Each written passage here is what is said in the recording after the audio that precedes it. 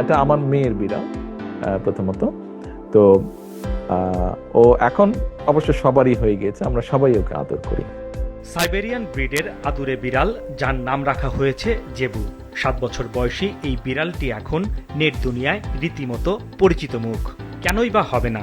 BNP ভারপ্রাপ্ত chairman Tarique রহমানের দেশে ফেরা নিয়ে রাজনৈতিক অঙ্গনে যেমন আলোচনা হচ্ছে, তেমনি সামাজিক যোগাযোগ মাধ্যমে নতুন এক আকর্ষণের কেন্দ্রবিন্দুতে পরিণত হয়েছে তার মেয়ে জাইমা রহমানের পোষা বিড়াল জেবু।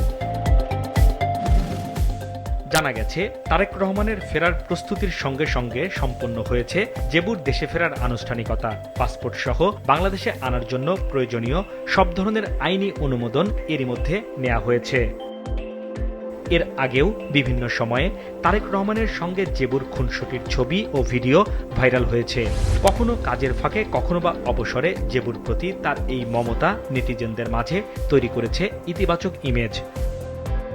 সম্প্রতি বিবিসি বাংলাকে দেয়া এক সাক্ষাৎকারে তারেক রহমান নিজেই কথা বলেছেন তার এই প্রাণীপ্রেম নিয়ে।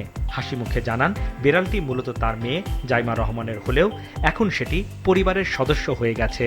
পশু পাখির প্রতি যে বিষয়টি, এটির সাথে আমি কম বেশি ছোটবেলা থেকে আমি জড়িত আছি। হয়তো এটি এখন প্রকাশ পেয়েছে বিভিন্নভাবে, বাট এটির সাথে আমি বা আমার পরিবার আমরা অনেক আগে থেকেই আছি। কুকুর বিড়াল ছিল, গরু, ছাগল ছিল, হাঁস মুরগি ছিল, পাখি ছিল, ময়না ছিল, কবুতর ছিল।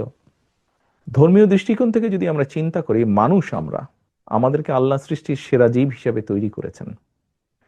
আমাদের দায়িত্ব কিন্তু আল্লাহর সৃষ্টি যা কিছু আছে প্রকৃতির, তার প্রতি কিন্তু যত্ন নেওয়া আমাদের দায়িত্ব।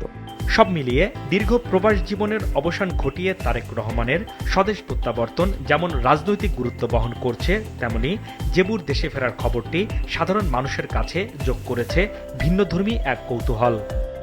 হাসনাইন তানভীর, মাছরাঙা সংবাদ, ঢাকা।